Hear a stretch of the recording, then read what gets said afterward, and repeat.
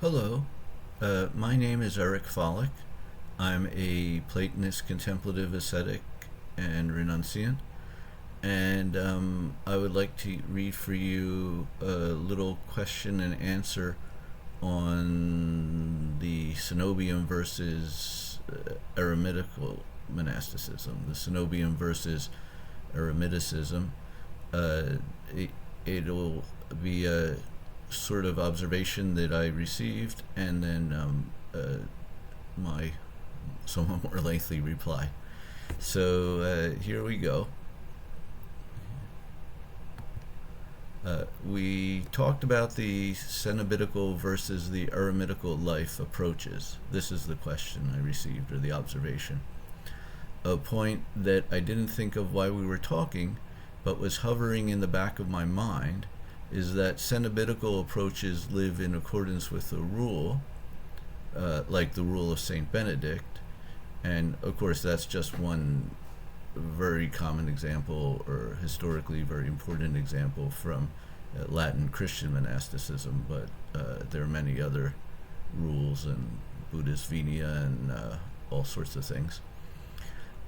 So that is to say that every member of a cenobium has to align their daily activities in accordance with an objective rule that is the basic structure of that way of life. I think this has advantages for spiritual practice. It means that those who participate in this way of life have abandoned personal choices in many areas of life, e.g., when to eat, what to wear, etc.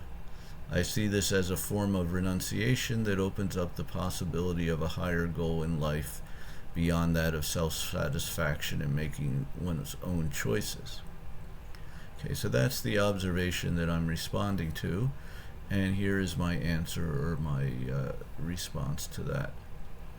Would you like me to respond briefly to this observation? We could always talk about it more sometime if you like, but a few quick thoughts follow.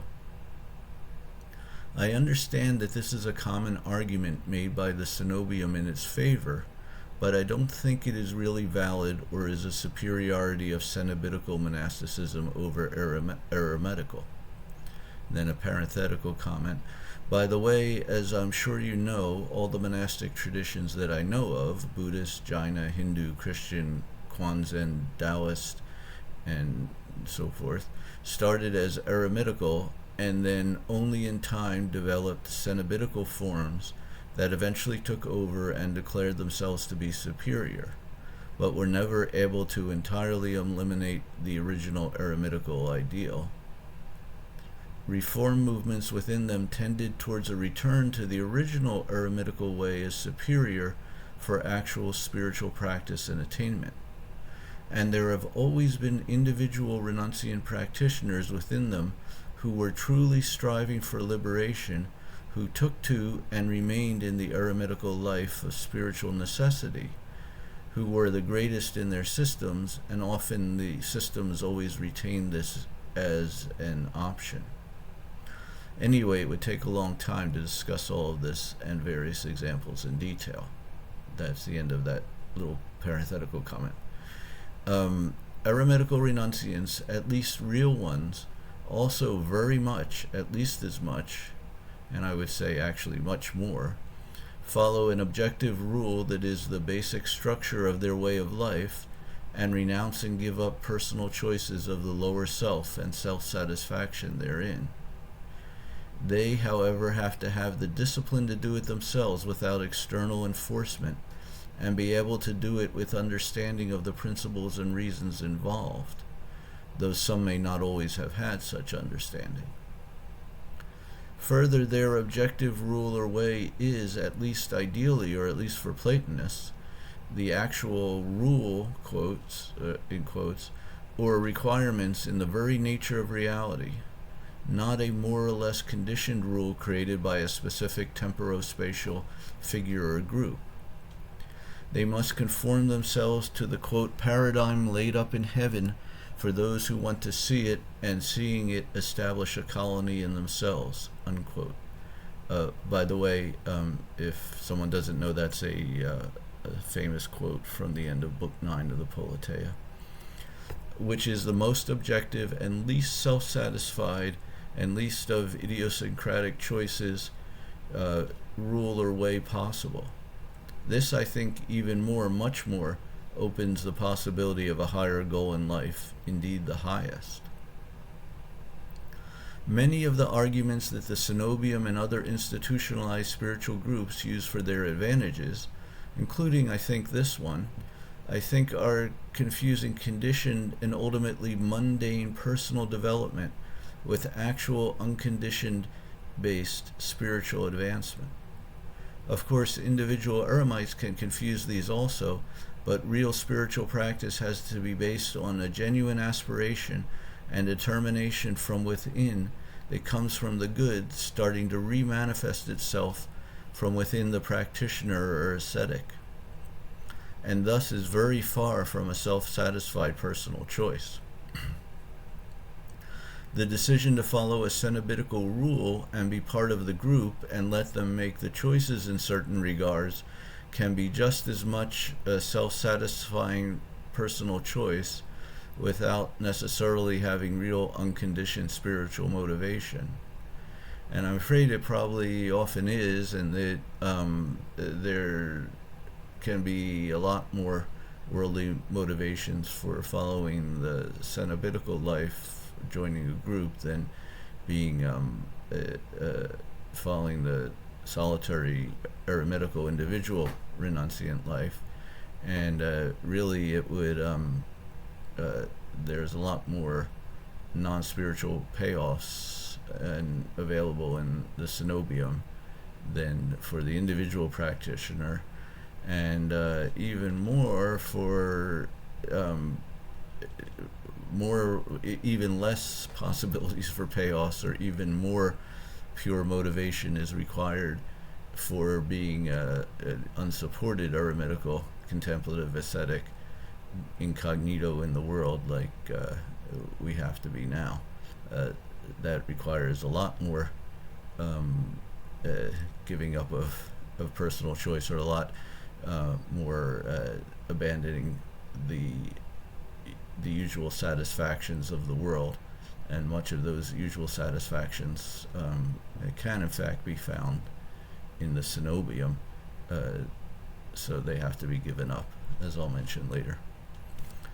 These are big and important and most important topics that are a lot to go into, but here are a couple quick thoughts of mine to go with yours. Incidentally, as I guess you know, historically many eremitical monastics have actually had written, quote, rules, unquote, like those of cenobites that they had to follow, given to them by preceptors or institutional authorities, or written by themselves. I'm not necessarily suggesting that you need to have a formal legalistic rule like that. In fact, as I've written about, and as you gather from this, there are a lot of problems associated with it, but there is obviously a rule for spiritual practice and renunciant ascetic practice all the time that, as I mentioned above, is actually in the very nature of reality, and is sometimes often encapsulated in aphorisms or concise precepts. Sometimes isn't, but the principles always are borne in mind by a true ascetic practitioner, and they're always trying to conform themselves to those. If it is any help to think of it in this way, not going to social or worldly events like the fine dining experience that you narrowly escaped, that's a reference to the inquirer's telling me something in his life and practice, is an objective rule for eremitical renunciants, and one that is inscribed in reality itself, and something that you don't really have a personal choice about. You simply can't do such things, but have to be 100% focused on the ascesis, especially given impermanence and your age and condition, and the urgency of the great matter of birth and death. So that's a very important point, too, really, that as I mentioned, the very nature of the ascesis, of the ascetic practice, of the renunciant practice, is in the nature of reality, and that there's simply no choice but that we need to be 100% focused on the ascesis, on our practice, on trying to get free. Of course, there's always distractions, and it's hard even to know a lot of time what being 100% focused is, and we have to do a lot of things to survive just to keep this psychophysical organism functioning till we can be rid of it, and these things can interfere with our practice and our focus. But always our goal is to be 100% focused, to put as best as we can all our energies and time and interest and love into the ascesis, into the ascetic contemplative practice, trying to attain union with the One and attain liberation from birth and death. Really, this is an objective rule too. And if everything we do, there's only two motivations that are acceptable for doing anything we do, only two reasons that can be acceptable for anything we do. Either they are part of the ascesis, part of our contemplative ascetic practice, excuse me, and will ultimately lead to union with the good and liberation from birth and death.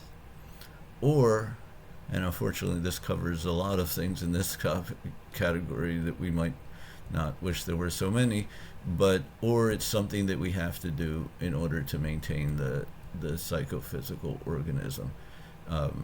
And so, which sometimes can include like a little social contact, ideally only with other ascetics, but we can't always be completely silent, or things like that, but they're still only purely for the purpose of keeping the psychophysical organism functioning so that we can do the practice. Okay. Other than that, there is no motivations that are legitimate for doing anything. Once upon a time, in a whole nother tradition, a Ramanandi ascetic of the Ramanandi sect in India, that's a Ram Bhakti sect, but the principle is said that eating and devotion to Ram, anyone who does anything else is but a fool. And that sort of is a way of expressing the notion that I'm talking about. For them, eating refers to keeping the psychophysical organism functioning, and devotion to Ram for them is their contemplative ascetic practice. But it's just an example I thought of to show what I'm talking about, that there's only those two possible legitimate motivations for anything we do and everything we do. We just consider, is this necessary to maintain the psychophysical organism? Okay, if it's really necessary, we can do it. Is it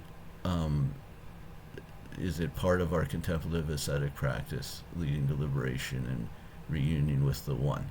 If it doesn't fall into either of those two categories, it's not appropriate for renunciants to do.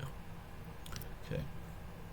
If Platonism had ever manifested as an organized religious institution or an organized monastic institution, it would have become, by definition, another thing of this world, another conditioned phenomena, and like all things of this world and conditioned phenomena, been subject to impermanence, change, decay, decline, corruption, destruction, and disappearance. It would have lost its pure transcendence and liberative power, like all other systems that did become institutions for the many. It would have become, to whatever degree, just a shadow or phantom rather than a real being, like everything else in the sense world, including the other religious and spiritual systems and institutions that are part of the sense world. We are trying to get free entirely from this world and all phenomenal sensory, spatio-temporal, individuated worlds, whatever they may be. And there are countless different ones. We renounce this world entirely and completely as far as we can in all its respects, and hold only to the absolute, to transcendence. organized, institutionalized monasticism doesn't actually do this. It just creates another alternative conditioned phenomenal world of its own, complete with costumes, uniforms, rituals, ceremonies, ranks, hierarchies, positions and offices, laws and codes, etiquettes, properties, finances and maintenances, family structures and bonds and attachments, politics, entertainments, emotional appeals and satisfactions, etc., etc., all the things of this world that we have renounced and they are supposed to have renounced. Thus, while it is certainly much better than ordinary worldly life, and can be a useful and for many necessary halfway house, it is difficult to attain full true liberation within it. This is why most of the real people, even if they formally belong to a monastic order and were initially brought up in the cenobium, even in the highly institutionalized systems, tended to eventually become hermits, solitaries, forest ascetics, etc., to try to really practice and pursue liberation and perfection. Okay, so there is the observation and my response. This, of course, like all these things, is so important. And whether you're in a cenobium or whether you're an eremite, you really want to renounce the world as much as possible and be totally focused on attaining liberation. It's the only thing and the only way to go. Otherwise, everything else is just bondage. Okay, so there you go. If, as usual, if you'd like to see the written version of this, it's available at my written internet venues at platonistasceticism.blogspot.com and independent.academia.edu/Eric, E-R-I-C, Fallick, F as in Frank, A-L-L-I-C-K, with the E and the F capitalized, no space, as one word. But actually, on this video, I wound up doing a fair amount of ad-libbing, so there's not all of what you just heard will be in the written versions. Anyway, thank you very much for watching and listening to this video, and march on. Thank you. Bye-bye.